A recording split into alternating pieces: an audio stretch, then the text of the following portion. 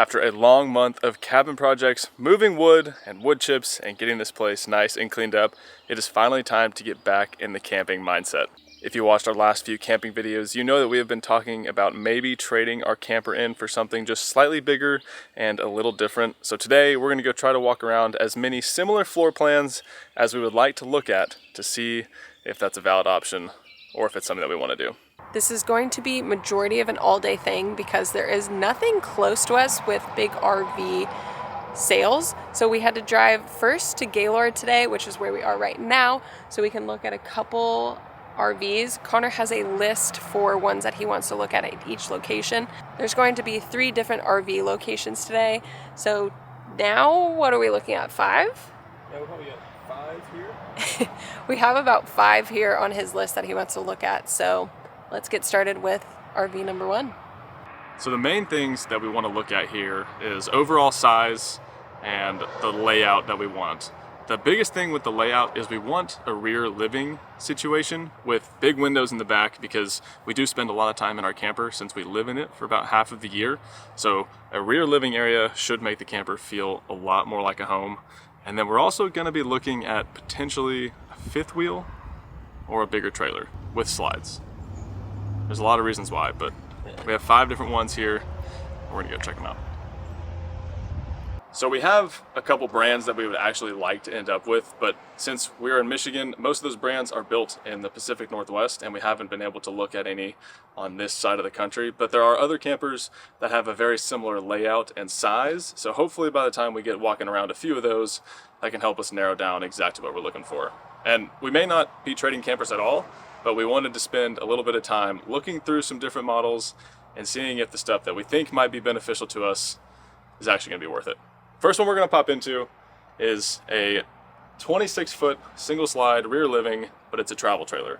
So overall it's gonna be about 30 feet long, which is longer than the short 5th wheels. See what it looks like. It already feels crazy stepping into other campers. The Winnebago that we have is a 17-foot camper that's 20 feet overall, and there's one that we really like that's 20 feet, 24 feet overall, but they're hard to find because, again, there's nothing anywhere on this side of the country, but we're gonna have something later that'll match a similar layout. This one here is pretty interesting because it's got rear slide, dinette, and then a little like sectional couch.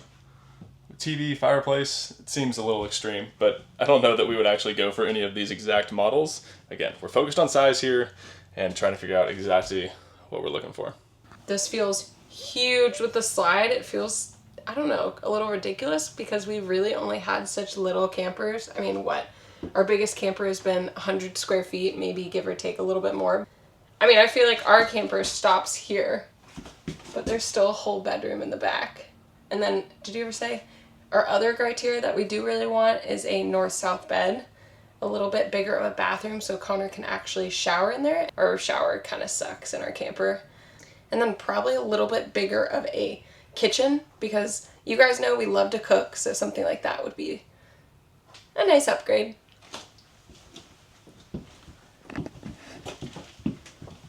Cozy. Small, but so much storage. Oh yeah, more storage would be nice. What the? Wow. Oh, that's really nice. Oh, I fit in the shower. Ooh. I feel like I'm gonna fall through the floor. These are all made by Forest River, at least the ones we're looking at today. We're gonna try very hard to avoid anything by Forest River. But again, we're just looking for size here. You can just tell it's made pretty cheaply. I mean, the floor is so bouncy. All the doors are really lightweight. But, I mean, they make them look good and they're cheap. But for full-time living, I think things are gonna break a lot. I'll say you guys gave us some really good feedback last time we asked about slides or no slides. And I didn't realize that there were 2 different slides. One is better than the other one. So that's another thing to keep in mind when we're looking at new campers. Just slides make me nervous, probably because we know nothing about them, but if they break, that would suck. Because we do like boondocking, so we could get ourselves in a pickle. But the kitchen is maybe my favorite thing other than this hangout living area. I love hanging out, working inside when it's raining, everything like that, and this is pretty nice. Whenever we did mention that we're going to look at campers a couple months ago and mentioned that we don't want slides, you guys were very adamant that slides aren't that bad. And honestly, we've never really given it that much thought, so that's why we're here, is to see if a slide would make a difference and see if it's worth dealing with the potential headaches of having a slide and more maintenance and all that. The extra space is pretty nice, but is it too much space? I don't know.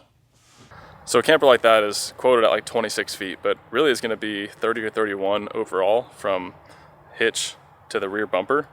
We're going to step into some really short fifth wheels now that are actually going to be a shorter overall length and easier to navigate into tight spots. We haven't been anything really small that technically looks better on paper, so let's go see if it feels any different. This is a 21-foot fifth wheel that ends up being like 25 feet overall, so I think besides an Escape and the Scamp fifth wheels, this is one of the smallest ones on the market. So I'm interested to see if it feels that small.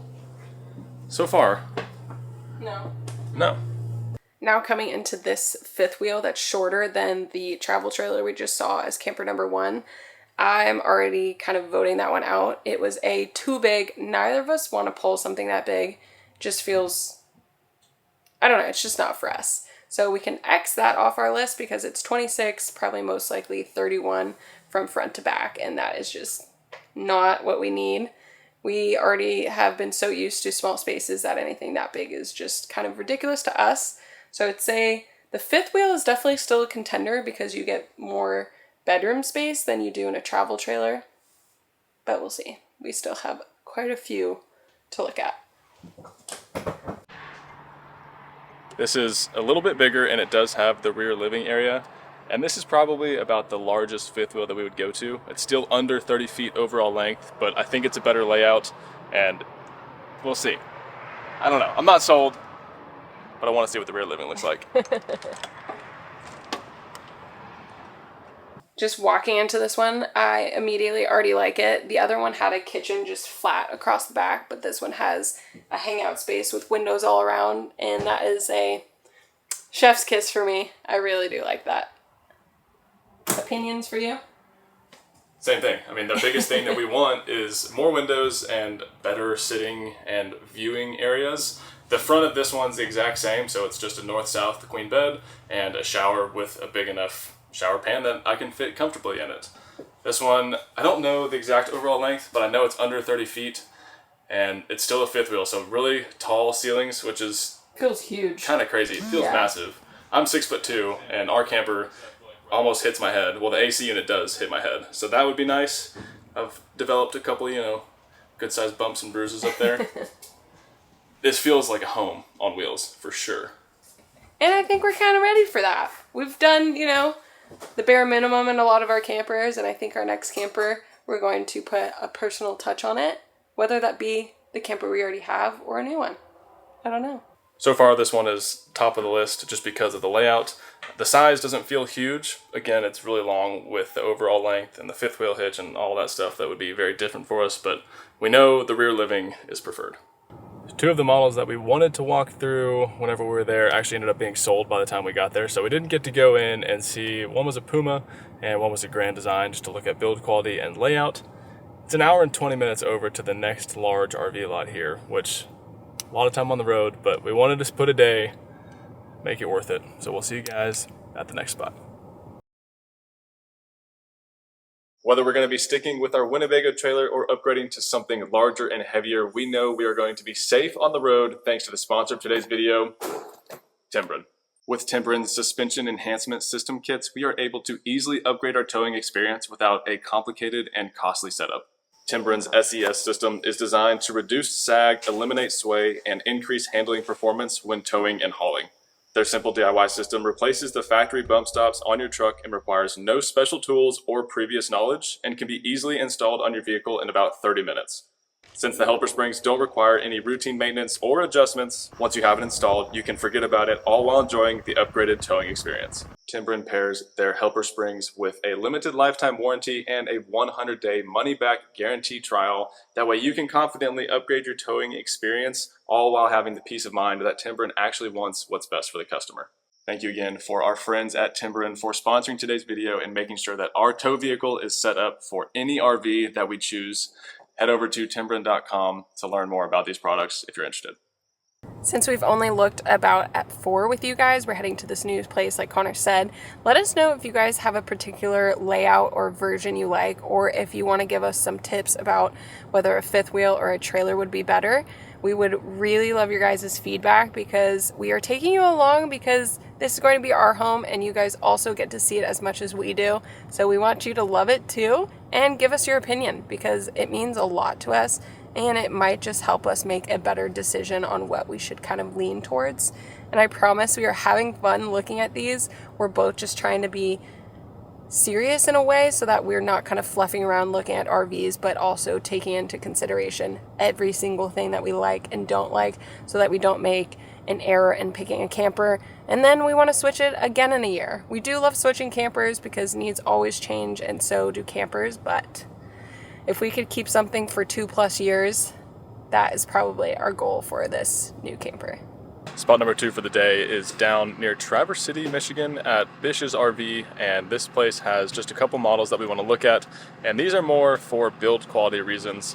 We know the layouts that we like, but now we want to see what a nicer quality built camper feels like and if it's worth the extra money. Our first camper here is a Alliance, and this is the Delta 252 rear living, so kind of a similar size to that first one that we popped in. It'd probably be close to 30 feet overall length, but it does have the rear living, and we just wanted to see what a nicer built camper looks like. Alliance has only been around since like 2022 or 2023, so they're relatively new, and from what we've heard and read, they're supposed to be built pretty well.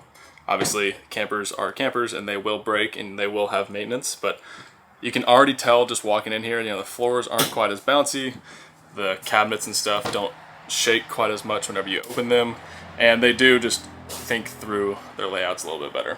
These are expensive and out of our budget, but we like an outdoors RV model that's very similar layout to this that we hopefully could find, 10 years old and a lot cheaper.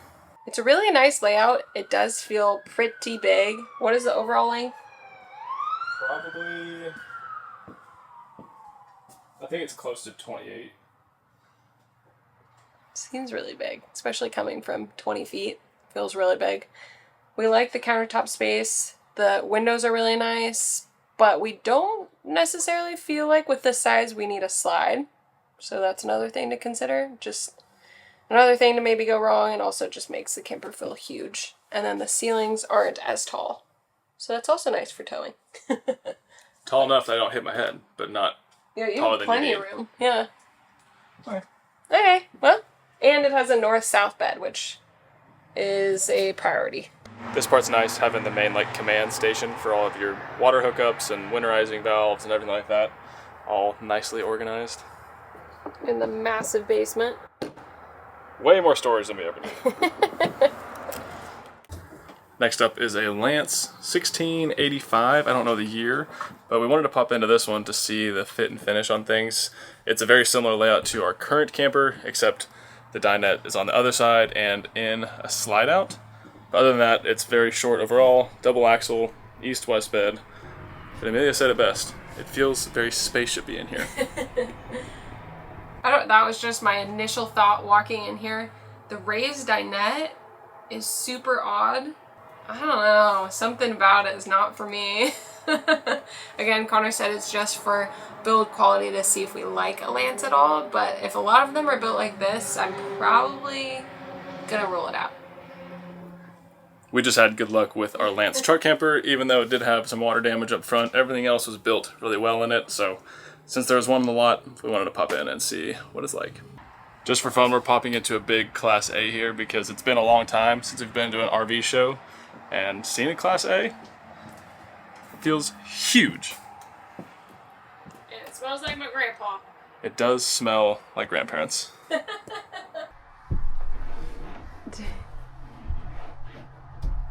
Where do you want to go next?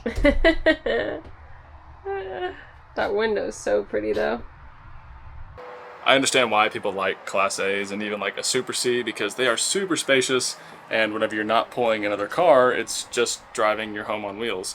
But the problem is, at this stage, we would be pulling another car, and to me, it's just easier to hook up a trailer, and then you have a truck, and one less engine to keep running all the time.